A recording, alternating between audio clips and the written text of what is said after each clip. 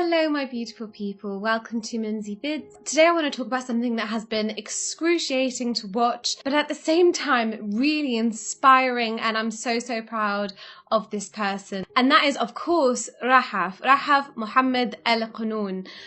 What an amazing woman she is. So if anyone doesn't know, I'll just give you a quick overview. She's an 18-year-old girl from Saudi Arabia. She's had a very difficult and abusive and oppressive family, and obviously within a very oppressive state like Saudi Arabia, she has really struggled. And on top of that, have told her family that she no longer believes in Islam, that she's an ex-Muslim, she's left Islam, an apostate, whatever you want to call it. And that, of course, in an Islamic government is a death penalty. And this amazing woman took an opportunity when her family traveled to Kuwait on holiday, because in Kuwait they have slightly different restrictions on women traveling, whereas in Saudi she wouldn't have been able to travel out of the country on her own without a mahram, which is basically a male relative of yours, or a male person responsible for the female. So annoying. Oh God. Anyways, so basically in Kuwait, they do allow women to travel on their own, luckily. So her plan was to find refuge and asylum in Australia. So she traveled from Kuwait to Thailand, and then was going to be a flight from Thailand to Australia. But once she got to Thailand, her family discovered obviously she'd kind of run away.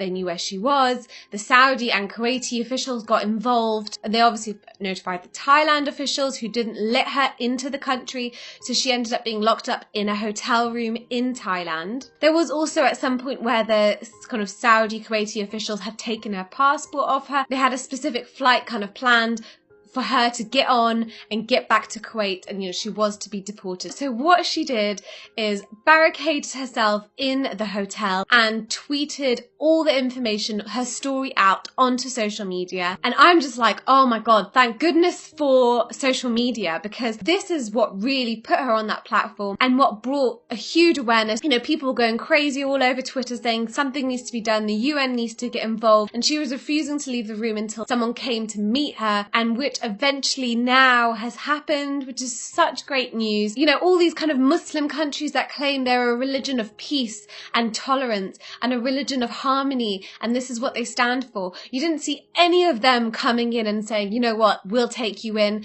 This is terrible. This is terrible that someone wants to kill you just because you have different beliefs. You're an 18-year-old girl. You've been abused by your family. We'll make sure that you're okay. It's the non-Muslims that step in and say, this is ridiculous. Rahaf luckily has got an asylum in Canada. We're so grateful for that and so happy that that's happened. But there are many others that we don't know the names of, that we don't know about, that this happens so often. They're swept under the rug, and many have killed.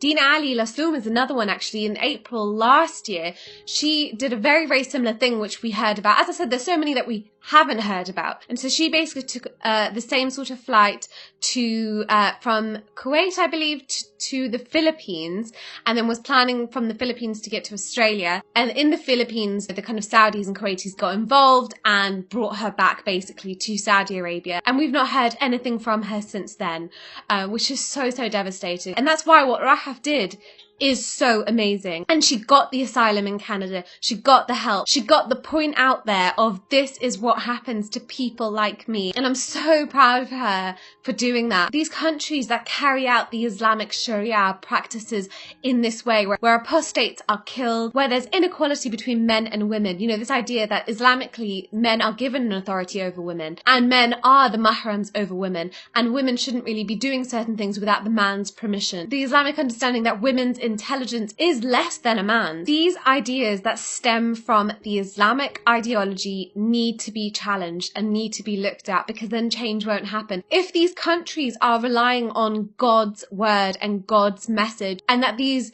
ways of life are perfect and unchangeable, then change won't happen. Reform needs to happen in these countries, in these governments, and in that understanding of their religion. And why are we still supporting these barbaric countries? Why are we still working alongside these barbaric countries. The Western world also needs to not brush it under the carpet as well and be motivated so much by money and just ignore all these things that are happening. There are, many feminists that have just kind of written articles that are imprisoned and tortured. How can we stand by? We need to speak out, and I'm so proud of Rahaf and also her friend. I know that she had a friend who did a very similar thing and was kind of supporting her and tweeting from her account, and I know there are many others that are activists and working towards this change in these Muslim countries, and we all just need to come together and bring awareness to what is really happening and not let it be swept under the carpet. So I just wanted to get that out there. Thank you guys for watching. So much love to Rahaf and her friends and many others. If you're watching and you're in this position,